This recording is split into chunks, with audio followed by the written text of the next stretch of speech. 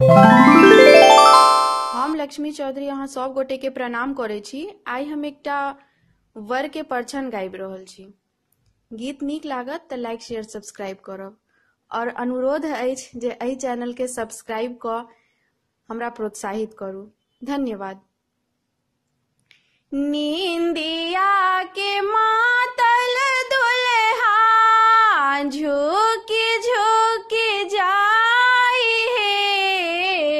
नींदिया के मातल दुल्हा झुकी झुकी जाई है।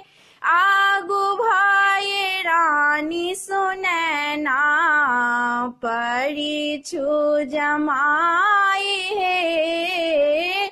आगू भाई रानी सुनैना परिछु जमाई है। माथे मन मौरी शोभे कान में कुंडल है। माथे मन मौरी शोभे कान में कुंडल है। सूरज का तेज साना भालक चानन है।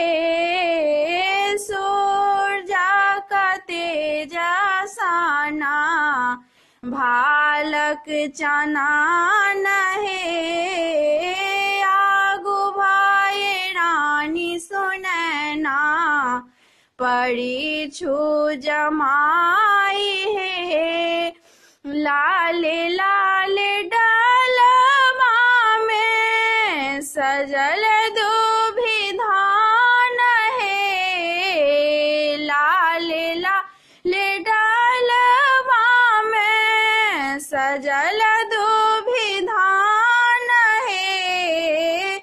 पड़े छाए चलली सुनैना सखियान संग है। पड़ी छान चलली सुनैना सखियान संग है। आगू भाई रानी सुनैना परिछु जमाई है। सोना केरे कलश आनो पाना कपात है। सोना के कलश आनो पाना कपात है। नखसी पकड़थु सर हो जे अपान है। नखसी पकड़थु सर हो जे अपान है। आगू भाई रानी सुनैना परिछु जमाई है। अड़छी पड़छी राम के आन लाओ अंगन है। अड़छी पड़छी राम के आन लाओ अंगन है। सखी सब गावथी मंगल गान है। सखी सब गावथी मंगल गान है। आगू भाई रानी सुनैना परिछु जमाई है। नींदिया के मातल दुल्हा झुकी झुकी जाई है।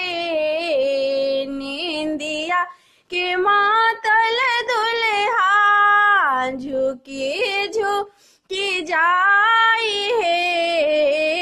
आगू भाई रानी सुनैना परिछु जमाई है। आगू भाई रानी सुनैना पड़ी छु जमाई हे। धन्यवाद।